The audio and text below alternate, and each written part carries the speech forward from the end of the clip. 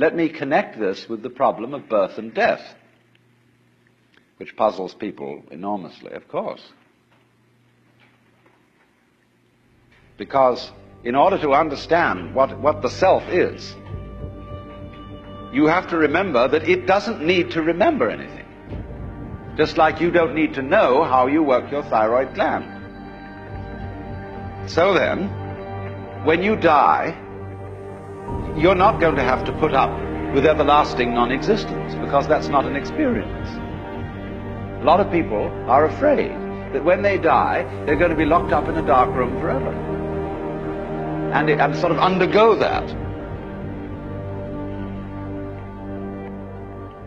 But one of the most interesting things in the world, this is a yoga, this is a way of realization. Try and imagine what it will be like to go to sleep and never wake up. Think about that. Children think about it. It's one of the great wonders of life. What will it be like to go to sleep and never wake up? And if you think long enough about that, something will happen to you. You will find out, among other things, what was it like to wake up after having never gone to sleep? That was when you were born. You see, you can't have an experience of nothing. So after you're dead, the only thing that can happen is the same experience, or the same sort of experience as when you were born. In other words, we all know very well that after people die, other people are born. And they're all you. Only you can only experience it one at a time.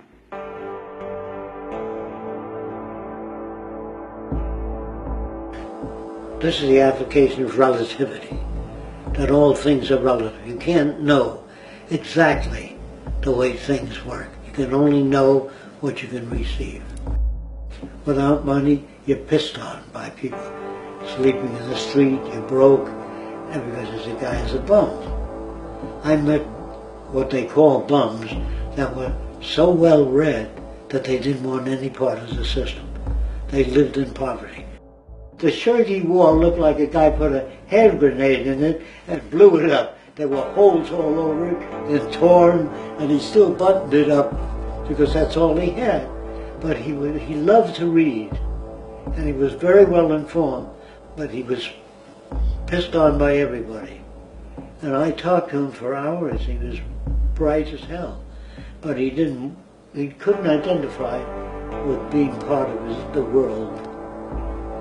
You know, so they were considered bums. And I considered politicians bums. And people that design bombers bums. Man will always be greedy, no matter what you do. You can say that man has always been greedy due to scarcity or fear of loss. A man can have $1 million and still steal because he wants to secure his position.